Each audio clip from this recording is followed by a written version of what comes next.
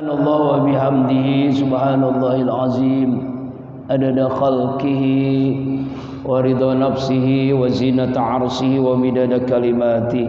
Asyhadu an la ilaha illallah wahdahu la syarika lah wa asyhadu anna sayyidana Muhammadan abduhu wa rasuluh la nabiyya ba'dah. Allahumma salli ala sayyidina wa maulana Muhammadin wa ala alihi wa ashabihi wa man tabi'ahu bi ihsanin ila yaumiddin.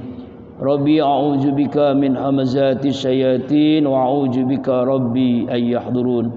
Subhanaka la ilma lana illa ma 'allamtana innaka antal alimul hakim. La haula wala quwata illa billahil alil azim. Amma ba'du.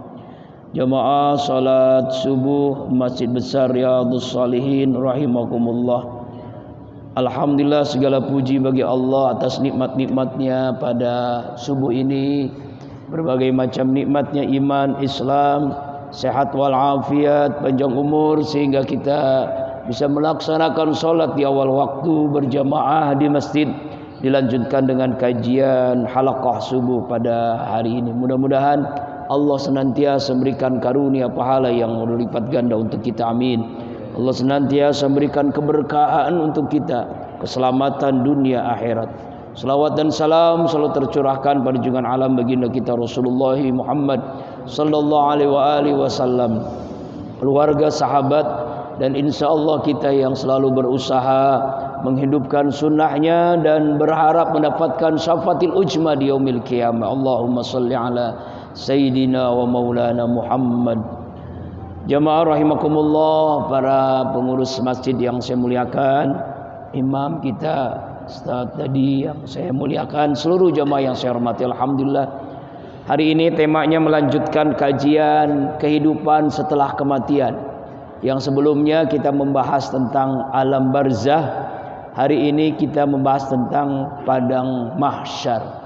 Seperti apa padang mahsyar itu, kita akan mengkaji pada subuh hari ini. Sebelumnya kita awali dengan suratul Fatihah. Kita mohon kepada Allah, semoga Allah membukakan mata hati kita, menerima hidayah, rahmat, maghfirah, berkahnya untuk kita semua. Allah ampuni seluruh dosa-dosa kita dari akil balik hingga saat ini sampai kita wafat. Allah ampuni seluruh dosa ibu ayah kita, kakek nenek kita, kakak adik kita, mantu mertua, suami istri kita, seluruh dosa guru-guru kita, seluruh dosa yang mewakafkan, yang beramal jariah di Masjid Besar Riyadhus Shalihin ini ya Allah, seluruh dosa kaum muslimin muslimat, mukminin mukminat, baik yang hidup apalagi yang telah wafat. Al-Fatihah. A'udzubillahi minasyaitonirrajim. Bismillahirrahmanirrahim. Alhamdulillahirabbil alamin. Arrahmanirrahim. Maliki yaumiddin. Iyyaka na'budu wa iyyaka nasta'in. Ihdinas siratal mustaqim. Siratal ladzina an'amta 'alaihim ghairil maghdubi 'alaihim waladdallin. Amin. Jamaah rahimakumullah. Setelah alam semesta ini hancur, setelah semua yang hidup mati, bumi, langit, planet, galaksi bertabrakan, hancur semuanya. Semua yang hidup mati. Setelah itu Allah bangkitkan di sebuah tempat yang disebut dengan padang mahsyar. Apa itu padang mahsyar? Tempat berkumpulnya manusia setelah hari kiamat. Inilah bagian daripada keimanan kita kepada rukun iman, yaitu beriman kepada yaumul akhir, hari kiamat. Man kana yu'minu billahi wal yaumil akhir. Itu selalu dikaitkan, yang beriman kepada Allah dan beriman kepada hari akhir. Alam mahsyar ini berada di atas tanah putih kemerah-merahan, seperti tepung roti yang bersih dan tidak ada kehidupan. Yang disebutkan pula tanah ini belum pernah ditempati seorang pun manusia pun, enggak pernah. Karena memang Allah ciptakan setelah hancurnya alam semesta ini. Keadaan hamparan tanah putih tersebut, padang mahsyar tersebut tidak ada gunung, tidak ada lembah, tidak ada bangunan apapun. Itulah gambaran tentang padang mahsyar atau al-hasr. Al-hasr atau padang mahsyar adalah pengumpulan seluruh makhluk pada hari kiamat untuk dihisab dan diambil keputusannya. Lamanya padang mahsyar adalah satu hari berbanding 50.000 tahun di dunia. Kalau misalnya, nih contoh misalnya di padang mahsyar 1 tahun dikali aja 50.000 tahun di dunia, kira-kira berapa itu? Waduh, banyak banget lah ya. Masya Allah. Jadi lama sekali kita berada di padang mahsyar. Tetapi bagaimana keadaan orang mukmin, orang yang beriman ini? Keadaannya itu antara zuhur dan asar. Orang kafir, orang yang ahli maksiat, orang pezina, pemabok, orang yang durhaka kepada Allah, yang durjana, yang zalim, 50.000 tahun sehari. Sedangkan orang beriman hanya antara zuhur dengan asar. Sekitar berapa jam? 2-3 jam lah ya. Zuhur asar 3 jam lah, antara 3 jam. Keadaan orang kafir sebagaimana dalam Al-Quran ya, dalam surah Al-Ma'arij ayat 11-14. Mereka saling memandang. Orang kafir ingin kalau sekiranya dia dapat menembus dirinya dari azab hari itu dengan anak-anaknya, istrinya dan saudaranya, pemiliknya yang melindunginya, dan orang-orang di atas bumi seluruhnya, kemudian mengharapkan tembusan itu dapat menyelamatkan. Ini keadaan orang kafir. Mengenai padang mahsyar ini, Allah Subhanahu wa taala berfirman dalam surah Ibrahim ayat 48. A'udzubillahi minasyaitonir rajim. Bismillahirrahmanirrahim. Yauma tubaddalul ardu ghairal ardi was samawati wa barrazu lillail wahidul qahar. Yaitu pada hari ketika bumi diganti dengan bumi yang lain, demikian pula langit diganti dengan langit yang lain, dan mereka manusia berkumpul di padang mahsyar menghadap Allah yang Maha Esa, Maha Gagah Perkasa, Wahidul Qahar. Jadi artinya padang mahsyar ini Allah ciptakan setelah hancur alam semesta ini. Buminya berbeda dengan bumi yang hari ini. Langitnya berbeda dengan langit yang kita lihat di atas. Berbeda. Kenapa? Karena Allah ciptakan setelah hancur alam semesta ini. Berikut fakta-fakta padang mahsyar. Yang pertama, tanahnya itu putih. Ya, tanahnya berwarna putih, belum pernah ditempati seorang pun. Sama dengan Hajar Aswad. Hajar Aswad itu dulunya putih, tapi karena banyak orang yang menciumnya, ya, banyak dosa, akhirnya dosanya tumpuk di tanah, di batu yang putih itu akhirnya menjadi hitam. Nah, seperti itulah tanah ini putih, ya, ditempati yang belum pernah manusia ada. Sebagaimana hadis Bukhari Muslim, Rasulullah SAW bersabda, yuhsarun nas yaumal qiyamah ala ardi bayda afra'u kaqardin naqi laysa fiha alamun li'adin. Rawahu Muslim wa fi riwayatin Bukhari qala sahlun aw ghairuhu laysa fiha ma'limun li'ahadin. Pada hari kiamat manusia dikumpulkan di atas tanah yang rata seperti roti putih yang bundar dan pipih, dan tidak ada tanda seorang pun pernah menempati tanah itu. Jadi gambarannya, faktanya padang mahsyar itu tanahnya berwarna putih. Ya, jadi tanah putih itu yang menjelaskan Rasulullah SAW dalam hadisnya Bukhari Muslim. Jadi bukan saya, Pak, saya cuma menyampaikan aja, karena kita belum pernah mengalami kan. Ya, namanya juga kehidupan setelah kematian, kita nggak pernah dialami. Jadi hanya ayat dan hadis saja yang menjelaskan tentang keadaannya. Jamaah rahimakumullah, bagaimana jarak matahari ketika itu? Rasulullah SAW bersabda, padang mahsyar suhunya panas sekali. jarak matahari itu sejengkal dari padang mahsyar, sehingga manusia akan tenggelam dalam keringatnya sendiri sesuai amalannya masing-masing.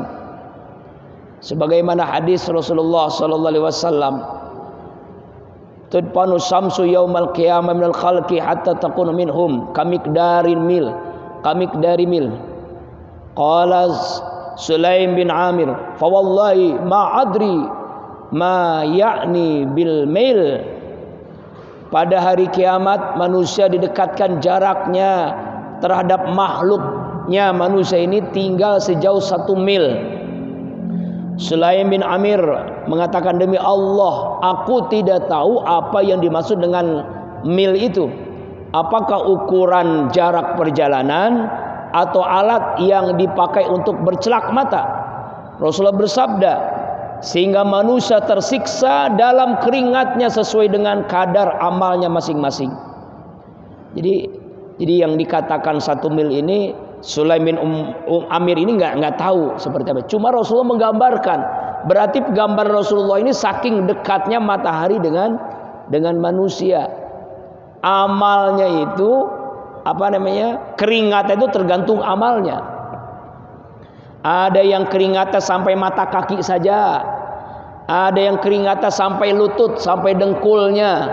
Ada yang sampai pinggangnya. Ada yang tenggelam dengan keringatnya sendiri. Nah ya, Allah Akbar. Rasulullah memberikan isyarat biyadi ila fihi, dengan meletakkan tangan ke mulut beliau, ya ila fammi, ya. Jadi saking dahsyatnya keadaan padang mahsyar. Jadi tergantung amalnya. Jadi ada yang keringatnya sampai mata kaki, ada yang sampai dengkul, ada yang sampai pinggang, ada yang sampai kelep dengan keringatnya. Kenapa bisa kelep? Saking dekatnya jarak dengan matahari, akhirnya orang berkeringat, panasnya luar biasa. Nah sekarang Bapak Ibu, kita musim panas saja, ya kan? Kalau nggak ada kipas angin, kalau nggak ada pohon, kalau nggak ada AC, ini udah gerahnya udah luar biasa. Inginnya kalau tidur itu diubin, inginnya itu kalau buka pakaian, kaking panasnya. Padahal jarak matahari kita ratusan juta kilometer ya. Nah kalau sekarang nanti di padang mahsyar jaraknya dekat. Makanya keadaan manusia itu ya sesuai dengan amalnya masing-masing. Mudah-mudahan kita tidak merasakan panasnya matahari di padang mahsyar. Amin. Kemudian lama waktunya. Allah Subhanahu wa taala mengumpulkan manusia di padang mahsyar selama setengah hari. Nah, ada yang mengatakan setengah hari dari 50.000 tahun. Setengah hari dari 50.000 tahun. Nah, itu ada riwayat seperti itu. Ya. Rasulullah bersabda, kondisi ini akan ringan tergantung dengan golongan yang akan Allah berikan naungan, yang nanti akan kita jelaskan. Nah ini yang tadi sudah ya, sangat putih tanpa datar. Jadi keadaan hamparan tanahnya gitu. Bagaimana hamparan tanahnya? Hamparan tanahnya itu gambarannya sebagaimana hadis dari Suhail bin Sa'id. Qala Rasulullah SAW, yusarun nas yaumal qiyamah ala ardi bayda afra. Qaqad laisa fiha almun li ahadin. Jadi manusia ketika itu dikumpulkan di sebuah tempat sangat putih berbentuk bulat pipih, tanpa ada tanda bagi siapapun yang pernah tinggal di situ. Artinya sebuah tempat yang belum pernah ada manusia, ya, satupun yang pernah mengalaminya. Kenapa? Karena memang tempat yang Allah ciptakan setelah hancurnya manusia. Ini sudah dijelaskan tadi. Nah ini keadaan manusia ini dibagi 3 kelompok dalam hadis Bukhari Muslim, dalam riwayat Muslim ya, Sahih Muslim dari Abu Hurairah an Nabi sallallahu alaihi wasallam qala yusarun nas ala salasi taraik. Dalam hadis dari Abu Hurairah Rasulullah mengatakan manusia itu dibagi 3 kelompok. Ada yang senang, ada yang ketakutan. Ya. Ada 2 orang yang menunggangi 1 onta, ada 3 orang menunggangi 1 onta, ada 4 orang yang menunggangi 1 onta, bahkan ada 10 orang yang menunggangi 1 onta. Lalu sisanya dikumpulkan oleh api yang selalu menyertai mereka pada malam dan siang, pada pagi dan sore hari katanya. Nah, ini keadaan manusia seperti itu, seperti yang dijelaskan dalam hadis ini. Nanti lebih lengkapnya berikutnya akan kita jelaskan. Nah, keadaan manusia itu seperti apa? Apakah pakai pakaian? Tidak. Semua manusia itu telanjang. Kenapa telanjang? Karena memang kita itu seperti lahir dari bayi. Kalau dulu kita lahir dari ibu kita, nanti manusia lahir dari perut bumi ini. Kan kita mati nih. Yang sebagaimana penjelasan bulan yang lalu, kita berada di alam barzah, hancur kiamat alam semesta ini. Setelah itu kita dilahirkan dari perut bumi, manusia hidup dibangkitkan dari hari berbangkit. Nah, ketika itu otomatis manusia kan tidak berpakaian. Kenapa? Karena hancur pakaiannya kan, kain kafannya sudah hancur, sudah tidak berpakaian lagi, ya. Dan juga tidak pakai sendal, tidak pakai sepatu, ya. Ini sebagaimana hadis Aisyah qalat sami'tu Rasulullah sallallahu alaihi wasallam yaqul yusarun nas yaumal qiyamah hufatun guratan guzlan. Qultu ya Rasulullah an-nisa war rajul jami'an yantajiru ba'dhum ila ba'din. Qala sallallahu alaihi wasallam ya Aisyah. Ini hurufnya nih nyatu-nyatu jadi susah bacanya nih, Pak. Al-amru asyad mi ayyan zura ba'dhum ila ba'd. Dari Aisyah radhiyallahu anha berkata, kemudian Rasulullah SAW bersabda, manusia ketika itu dikumpulkan di hari kiamat dalam keadaan tidak beralas kaki, telanjang dan kulub. Aku bertanya Rasulullah, bagaimana wanita laki-laki itu karena bertelanjang, apakah mereka melihat satu sama lain? Wah, ini kebetulan nih di padang pasar bisa melihat artis nih yang cantik-cantik, artis Hollywood, Bollywood. Kenapa nggak pakai apa-apa kan telanjang? Ya enggak. Wahai Rasulullah, wahai Aisyah radhiyallahu anha, permasalahan yang dialaminya lebih sulit daripada dia ada niatan untuk melihat antara laki-laki dan perempuan. Jadi nggak ada tuh, sudah dicabut keinginan untuk melihat apa perempuan, laki-laki yang bertelanjang bulat, udah nggak ada, Pak. Kenapa? Karena keadaannya sudah sangat kebingungan yang luar biasa, ketakutan, kekhawatiran yang luar biasa. Jadi walaupun manusia telanjang bulat ketika itu, sudah tidak ada keinginan untuk melihat satu sama lain. Ya kan? Jadi jangan sampai nanti, wah enak dong kita lihat artis nih. Enggak, Pak ya? Kita ngelihat artis India yang cantik, enggak ada keinginan sama sekali. Kenapa? Karena keadaan itu sudah lupa segalanya, takut, khawatir, ya, sudah kebingungan yang sangat amat luar biasa. Jadi manusia ketika itu sudah nggak ada keinginan lagi melihat orang lain, nggak ada. Diri sendiri pun sudah bingung, sudah susah sama sekali. Hadis riwayat Imam Muslim. Wah, kecil banget ini hurufnya ya, Masya Allah. Kecil banget ini, Pak. Lupa saya ini. Tapi paling tidak kita jelasin. Inilah yang kita harapkan, syafaat Rasulullah. Ya, kita inginkan ketika di padang mahsyar mendapatkan syafaat. Karena semua para manusia itu datang kepada nabi-nabi masing-masingnya.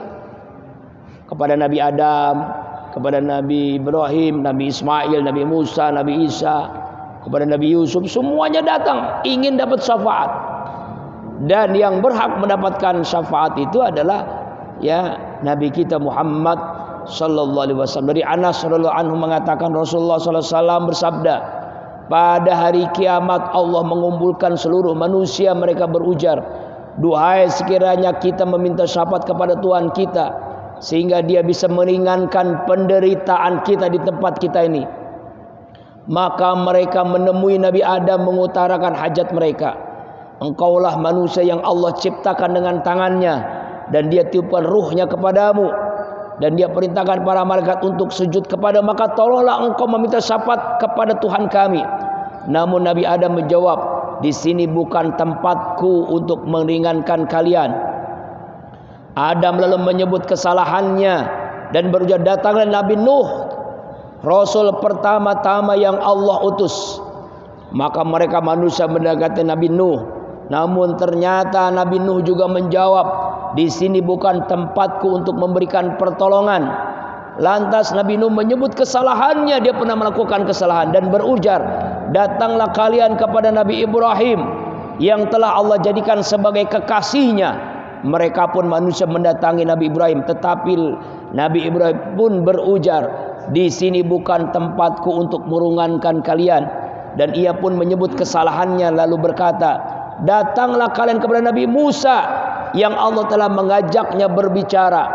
Mereka pun manusia mendatangi Nabi Musa, namun Nabi Musa pun mengatakan, saya tidak berhak meringankan kalian. Dan Nabi Musa pun menyebut kesalahan pribadinya lalu mengatakan, datanglah kalian kepada Nabi Isa. Mereka pun mendatangi Nabi Isa dan Nabi Isa mengatakan, saya tidak berhak meringankan kalian. Datanglah kepada Nabi Muhammad sallallahu alaihi wasallam, sebab dosanya yang dahulu dan yang akan datang telah mendapatkan ampunan Allah subhanahu wa ta'ala. Mereka pun mendatangi Nabi Muhammad, dan aku, kata Rasulullah, meminta izin kepada Allah Tuhanku. Ketika aku melihatnya, aku langsung tersungkur sujud, dan ia meninggalkanku sekehendak Allah. Lantas ada suara memanggil-manggil, angkat kepalamu, mintalah, kamu akan diberi.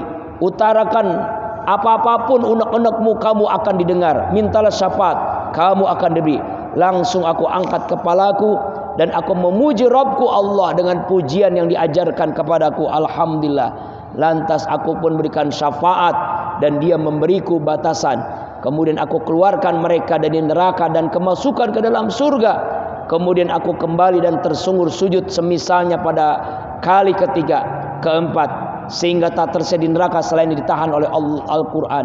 Sedang Qatadah berkata, dalam ini ada dengan redaksi keabadian wajib baginya.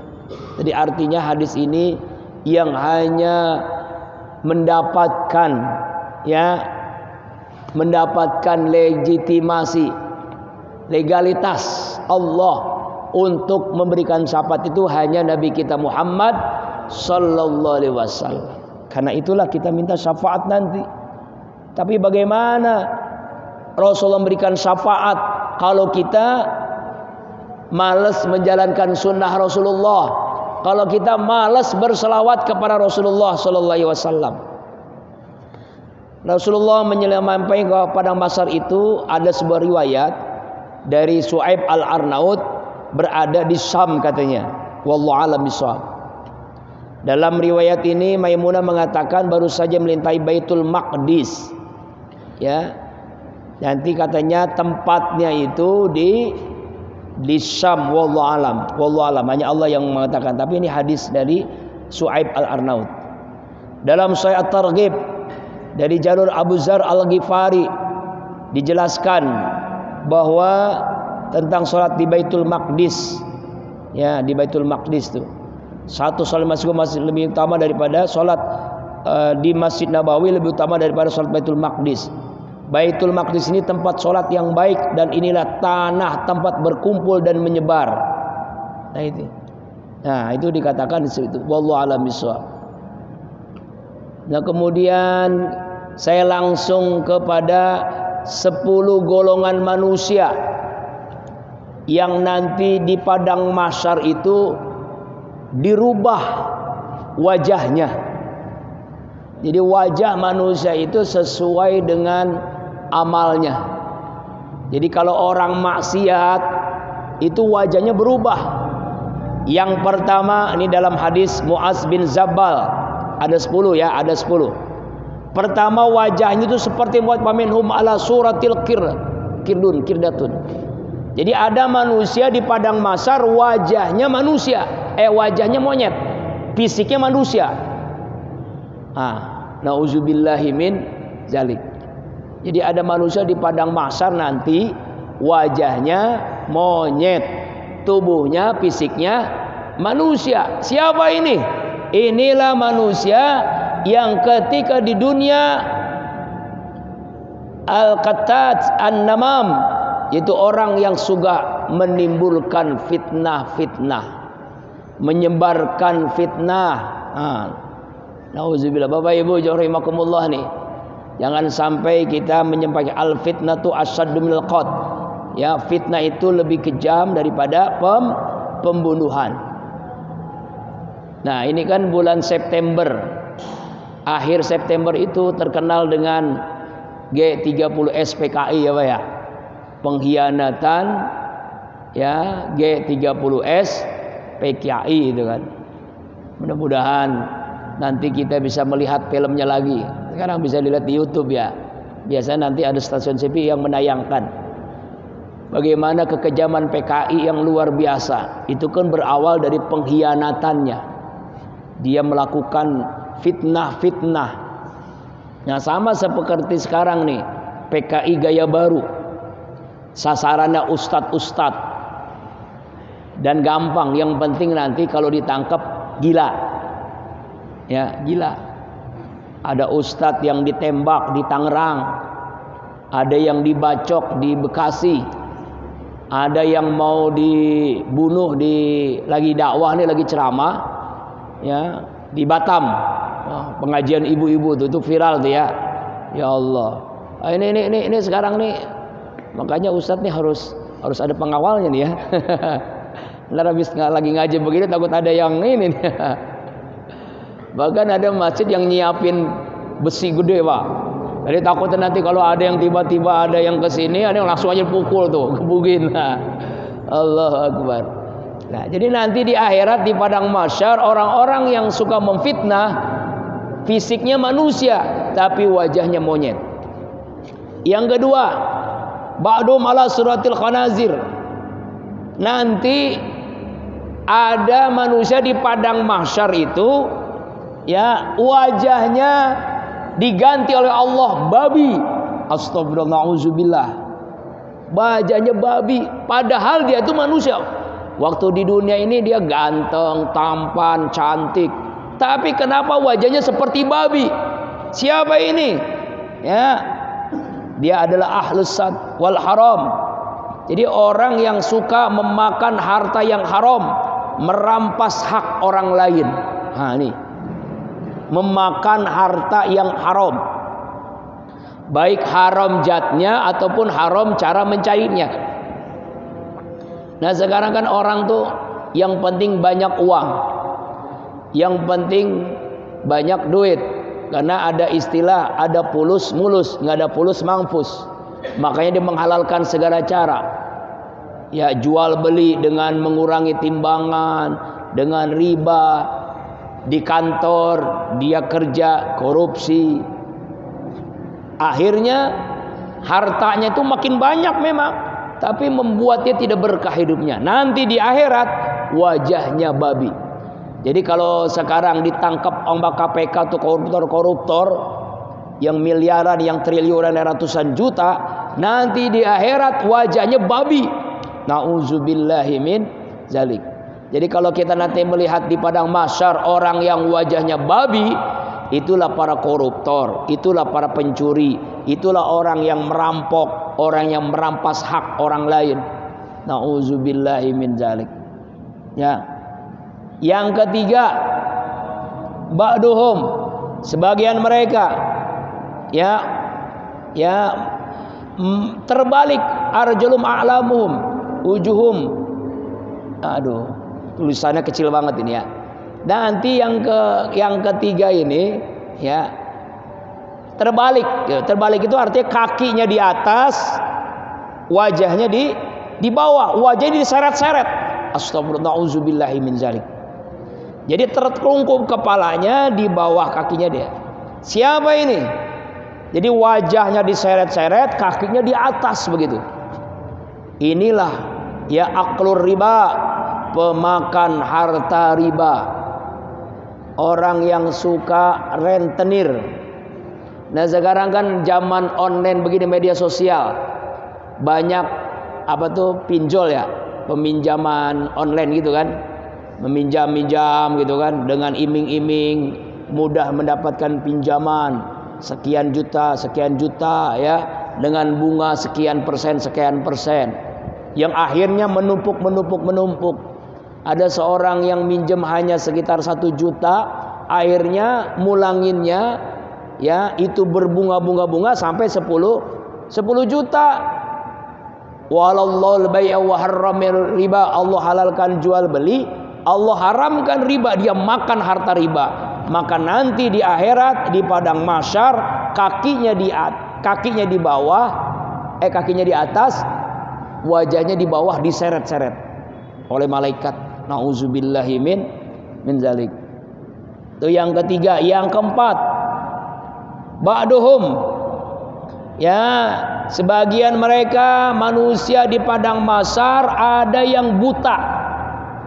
Padahal waktu di dunia ini matanya bisa melihat. Ya, matanya belok, bisa melihat apapun tentang keindahan dunia ini. Tapi di padang mahsyar buta. Siapa ini? Orang yang berbuat zalim dalam pemerintahan, pemimpin yang zalim, hakim yang zalim, jaksa yang zalim, semua yang zalim nanti matanya buta. Nauzubillahi min dzalik. Namanya buta, dia nggak bisa kemana-mana kan, ngerampe-rempe gitu. Padahal di padang mahsyar sudah kebingungan, buta lagi. Astagfirullah, auzubillahi min dzalik. Kemudian yang kelima, ada manusia yang buta, tuli, gila. Nah, summun bukmun la yaqilun. Buta, tuli, gila. Di dunianya waras. Di dunianya pendengarannya bagus. Ya, enggak enggak buta, tapi ini buta tuli. Buta tuli lagi. Kalau tadi kan buta saja, sekarang buta tuli juga. Siapa ini? Orang yang beramal tapi ujub, orang yang beramal tapi ria, sombong. Nah, ujub, bangga diri dengan amalnya, merasa paling soleh, merasa paling benar. Kira-kira ada nggak yang begitu, Bu? Ada? Nggak ada di Parung ini kayak gua setiap malam bangun. Nah, ngomong itu bangga dengan tahajudnya, bangga dengan infaknya, bangga dengan amal solehnya. Pokoknya di kampung ini nggak ada kayak gua yang paling baik. Wah, ini bangga, ini ujub, bangga diri, akhirnya sombong. Nanti di akhirat buta, tuli, gila. Nah, buta, tuli, gila. Astagfirullahaladzim. Di padang mahsyar. Kemudian yang keenam sekarang, di padang mahsyar ini adalah manusia yang mengunyah-ngunyah lidahnya sendiri sampai lidah menjulur sampai ke dadanya. Mulutnya mengalir nanah, laksana air liur berbau busuk, dan semua orang melihatnya jijik, mengunyah-ngunyah lidahnya sendiri. Ya, keluar nanah, berbau busuk. Nah, ini nih. Siapa ini? Para ulama, ustadz-ustadz, kiai-kiai, hakim-hakim, yang kata-katanya berlawanan dengan perbuatannya. Calo, tahu calo? Dia nyuruh, yuk berjamaah ke masjid. Orang lain pada ke masjid, dia nggak ke masjid. Yuk kita bangun tahajud, orang lain tahajud, dia nggak tahajud. Yuk kita bersedekah, orang lain sedekah, dia nggak mau sedekah. Calo, nyuruh doang. Parung, Bandung, Surabaya, orang-orang naik bis pada ke Bandung, dia enggak. Calo kan? Ya, ini calo. Ada enggak yang begitu, Pak? Auzubillah. Makanya ustadz ini kan ada tipe-tipenya. Tipe ustadz, tipe kiai, seperti air. Ya, ada seperti air hujan. Apa itu air hujan? Hujan itu tidak memilah-milih tempat. Dia turun ke orang kaya, ke orang miskin, ke pejabat, ke rakyat. Namanya kan hujan kan. Siapa ini? Ini ustadz yang bagus nih. Dia dakwah kemanapun tidak memilih-milih tempat, tidak ngelihat amplop, tidak ngelihat duitnya berapa, enggak. Pokoknya dia dakwah aja seperti air hujan. Yang kedua tipe air sumur. Apa itu air sumur? Orang pada butuh, dia datang ke air sumur itu. Siapa ini? Orang pada ngaji ke tempatnya, ke majelisnya, orang pada datang ke tempatnya.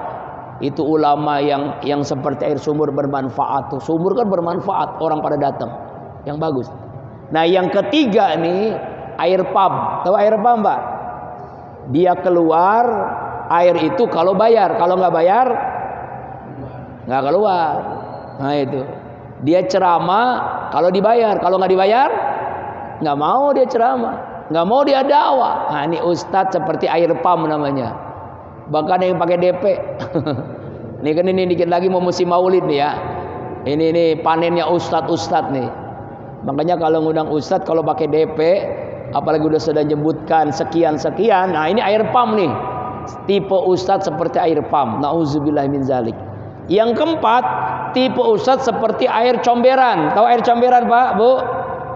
Semua berkumpul kotoran-kotoran tuh, comberan namanya. Nah, inilah seperti ini. Dia nyuruh calo tapi dia tidak pernah melakukannya. Nauzubillahi min zalik. Semoga Allah lindungi kita dari ulama seperti ini. Yang bagus itu cuma dua, air hujan dan air sumur.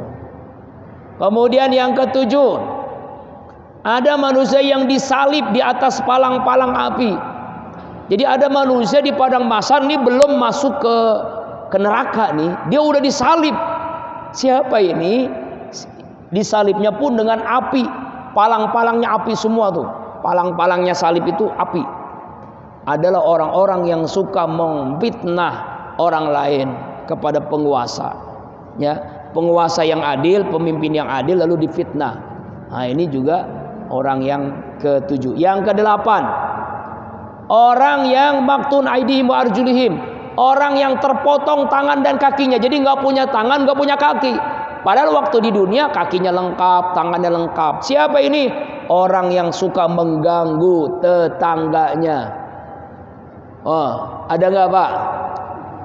Man kana yu'minu billahi wal yaumil akhir falyukrim jarah. Siapa orang yang beriman kepada Allah pada akhir, dia muliakan tetangganya. Ya, tapi dia jahat banget sama tetangga. Kalau bahasa kita tuh gedik banget sama tetangga.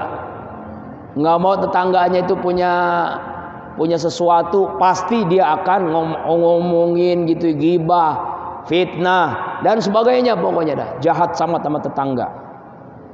Ya, nih nanti tangan kakinya nggak ada. Yang kesembilan, ada manusia yang busuk, baunya lebih busuk daripada bangkai. Busuk, baunya luar biasa. Orang-orang nggak pada mau deket. Siapa ini di padang mahsyar? Orang yang seperti ini adalah orang yang selalu memuaskan nafsunya, berzina, ya kan? Wah, datang ke jablay ini, jablay sini, wah pokoknya zina itu jadi makanan sehari-harinya. Ada namanya tante-tante girang, ada namanya om-om senang, ada namanya nauzubillah. Kadang-kadang saya lihat berita tuh ada suami yang menjual istrinya. Astagfirullahaladzim. Menjual istrinya, dijual. Dia germonya dia suaminya sendiri. Astagfirullahaladzim. Bahkan ada yang melakukan hubungan suami istri bertiga begitu, sama suaminya, sama istri, sama orang lain. Dibayar, itu penyakit itu. Nauzubillah, ini penyakit akhir zaman sekarang. Ya Allah. Ya ini orang nanti busuknya lebih bau daripada busuk yang ada di dunia. Ini orang yang lebih bau daripada bangkai, orang pezina-pezina. Yang ke-10, di padang mahsyar ada orang yang memakai baju dari timah yang meleleh. Bajunya panjang tapi timah meleleh. Bukan baju yang bagus tapi timah yang dipakai. Siapa ini? Orang yang takabur, orang yang suka bermegah-megahan. Waktu di dunia, wah petatang petenteng, pakai emas, pakai berlian, wah gitu. Nanti di akhirat, di padang mahsyar adalah orang yang memakai baju dari timah. Nauzubillah. Ini 10 orang yang jelek semua. Mudah-mudahan kita jauhkan dari yang ini ya. Lalu bagaimana supaya kita mendapatkan perlindungan, mendapatkan syafaat Rasulullah, mendapatkan perlindungan Allah Subhanahu wa taala? Ada 7 sekarang. Kalau tadi ada 10 yang jelek tuh, sekarang ada 7 nih. 7 orang di padang mahsyar, orang lain bingung, dia tenang aja. Orang yang kesusahan, dia tenang aja. Dia mendapatkan perlindungan. Orang lain kepanasan karena jarak matahari dekatnya itu, dia mah tenang aja. Seperti dia menikmati yang ada ketika di alam barzah, belum di surga. Di padang mahsyar dia tenang. Orang lain kesusahan, dia tenang. Siapa ini? Yang pertama, sab'atun yuzilullah yauma zilla illa zillu, al-imamul adil, pemimpin yang adil. Pemimpin itu siapa? Seluruh kita adalah pemimpin. Qulukum ra'in wa qulukum mas'ulun an ra'iyati. Pemuda memimpin dirinya sendiri, suami memimpin istrinya, ayah memimpin anaknya, RT memimpin di RT-nya lingkungannya, RW di RW-nya di warganya, lurah, kepala desa di desanya, di kelurahannya, camat di kecamatannya, kemudian bupati, wali kota di kabupaten di kotanya, kemudian gubernur di provinsinya, presiden di negaranya.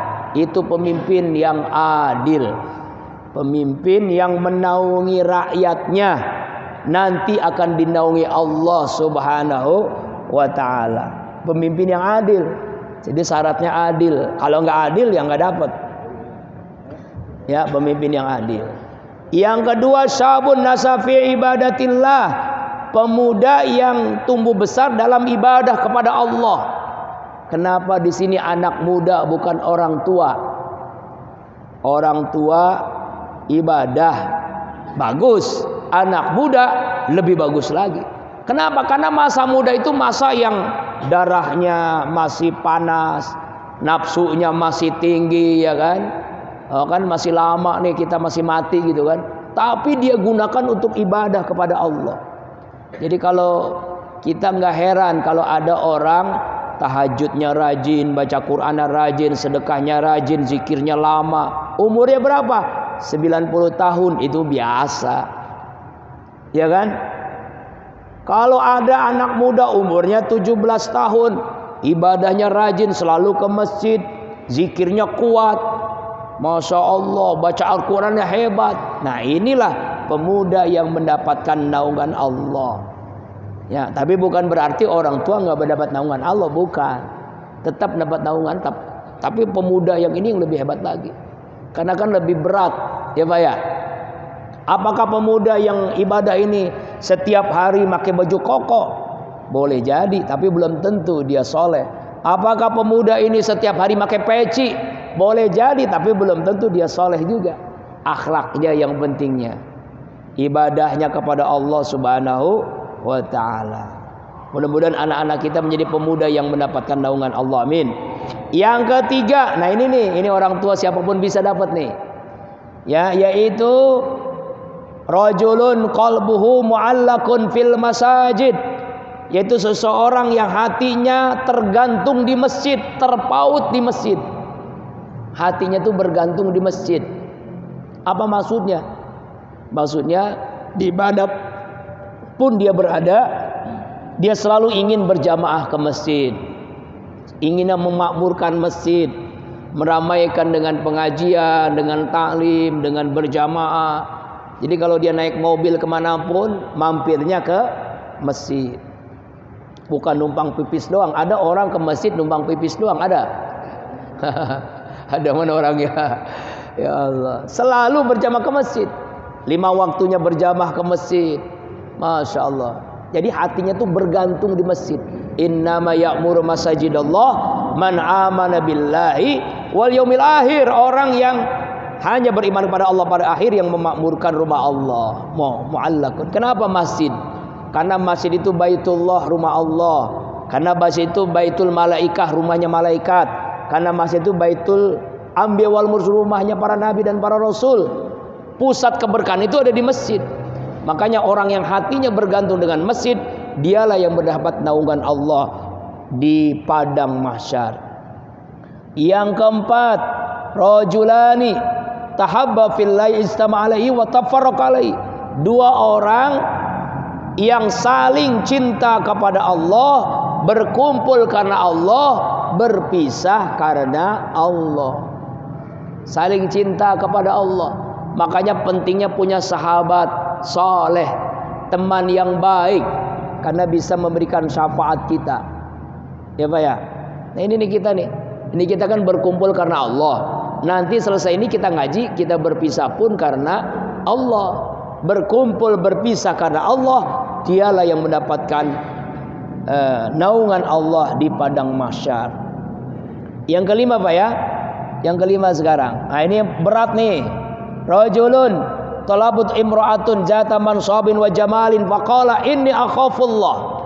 Seorang laki-laki yang diajak berzina oleh seorang wanita yang punya kedudukan, cantik. Waduh, kaya, cantik, punya jabatan. Lalu kita diajak ke kamarnya, tapi kita mampu mengucapkan inni akhafullah, sungguh aku takut kepada Allah. Dia tidak mau berzina. Seperti kisahnya Nabi Yusuf alaihissalam. Kenal Bu Nabi Yusuf? Kenal Pak Nabi Yusuf? Di mana kenalannya? Di Al-Quran. Surah Yusuf, surah yang sering dibaca kalau ibu lagi hamil 4 bulan, 7 bulan ya kan? Supaya apa? Supaya ganteng kayak Nabi Yusuf, supaya akhlaknya kayak Nabi Yusuf. Jangan salah paham. Ini ada ibu-ibu yang protes, suaminya protes kepada ustadz, anaknya itu jelek, padahal ketika 4 bulan 7 bulan bacanya surah Yusuf. Protes dia, ustadz gimana sih anak saya kok wajahnya nggak seganteng Nabi Yusuf ya, padahal saya selalu membaca surah Yusuf. Sini Pak, Bapak tolong anak Bapak dibawa kemari, tolong dipoto bareng sama Bapak. Wajahnya sama apa enggak? Ya sama sih. Ya iya, emang cetakannya begitu. Jadi ganteng itu, tampan itu adalah sesuai dengan cetakannya. Ya kan ya? Ya, yang penting akhlaknya seperti Nabi Yusuf begitu. Digoda oleh tante Julaiha, cantik, permaisuri, lagi nggak ada orang, suaminya nggak ada. Diajak di kamar berduaan, pakaiannya transparan, ya, berduaan. Kira-kira gimana kalau bapak itu alami Pak? Cantik, kaya, punya kedudukan, berduaan di kamar, ngajakin, nggak ada orang lain, nggak ada. Nah, berat ini nih. Urusan begini yang paling berat nih ya. Urusan yang lain-lain masih beda ada. Ya, berjamaah ke masjid masih sanggup. Tapi kalau urusan yang seperti ini Pak, waduh, berapa ini? Nabi Yusuf cinta kepada kepada Julaiha. Julaiha cinta, sama-sama cinta. Sama-sama cinta. Kenapa? Karena memang cantik Julaiha, punya kedudukan. Nggak mungkin Nabi Yusuf nggak cinta. Ya, wahamma biha, itu kan dalam Al-Quran surah Yusuf kan ingin juga, tapi karena takutnya kepada Allah Subhanahu Wa Taala membuat Nabi Yusuf tidak mau berzina. Inilah yang mendapatkan naungan di padang mahsyar. Mudah-mudahan kita dapat seperti Nabi Yusuf ya, amin. Yang keenam yang mendapatkan di padang mahsyar ya, rajulun tasaddaqa akhfa hatta la ta'lam shimaluhu ma tunfiqu bi yaminu. Seseorang yang berinfak, bersedekah, lalu ia merahasiakan sedekahnya sehingga tangan kirinya nggak tahu tangan kanannya ngasih berapa. Kira-kira tuh paham ya? Jadi ingin supaya sedekahnya itu nggak ada orang yang lain tahu. Dia sembunyi-sembunyi sedekahnya. Bahkan ada viral orang yang sedekah, uang ratusan ribunya dilipat, ada 3 gitu, ditaruh lapisan uang 5.000. Infaknya selalu begitu supaya nggak tahu dia. Ternyata infaknya ratusan ribu. Orang nyangkanya cuma 5.000 kan. Sekarang lihat kotak amal jalan 5, oh infak cuma 5.000. Padahal bukan 5.000. 5.000 itu cuma bungkusannya, isinya ratusan ribu. Nah, ini contohnya lah, boleh begitu tuh, boleh dicontoh tuh. Ya, infak nggak ada yang tahu. Yang terakhir, waktu sudah habis, yaitu terakhir ya, rajulun zakarallahu khalian fabadat aynahu. Seorang yang berzikir kepada Allah di waktu sunyi. Dia bangun malam tahajud, dia taubat, istighfar, lalu dia menangis, berlinang air matanya, dan itulah yang mendapatkan naungan Allah Subhanahu wa taala di padang mahsyar. Mudah-mudahan dari 7 orang ini kita salah satunya, amin ya Allah ya Rabbal alamin. Jamaah rahimakumullah, sebelum kita tutup dengan doa seperti yang minggu lalu, bulan yang lalu saya membawa jahe merah Qalbun Salim yang mudah-mudahan semuanya sudah menikmati dan bisa membuat sehat walafiat insyaallah. Ya, ini promosi infak, promosi sedekah, promosi sedekah dengan membeli apa? Nah ini, membeli jahe merah. Mudah-mudahan Bapak semua bisa menikmati dan bisa sehat walafiat, sekaligus ikut berinfak untuk pembangunan pesantren Qalbun Salim. Bi barakati wa karamati. Enggak ada pertanyaan ya? Insyaallah ya, enggak ada pertanyaan tentang padang mahsyar. Nanti kita lanjutkan setelah padang mahsyar, kita melewati apa lagi ini? Episode kehidupan setelah kematian. Insyaallah bulan depan kita akan mengkaji setelah padang mahsyar apa yang kita lewati. Bi barakati wa karamati al-Fatihah. A'udzubillahi minasyaitonirrajim. Bismillahirrahmanirrahim. Alhamdulillahi rabbil alamin arrahmanir rahim maliki yaumiddin. Iyyaka na'budu wa iyyaka nasta'in ihdinas siratal mustaqim siratal ladzina an'amta 'alaihim ghairil maghdubi 'alaihim waladdallin amin.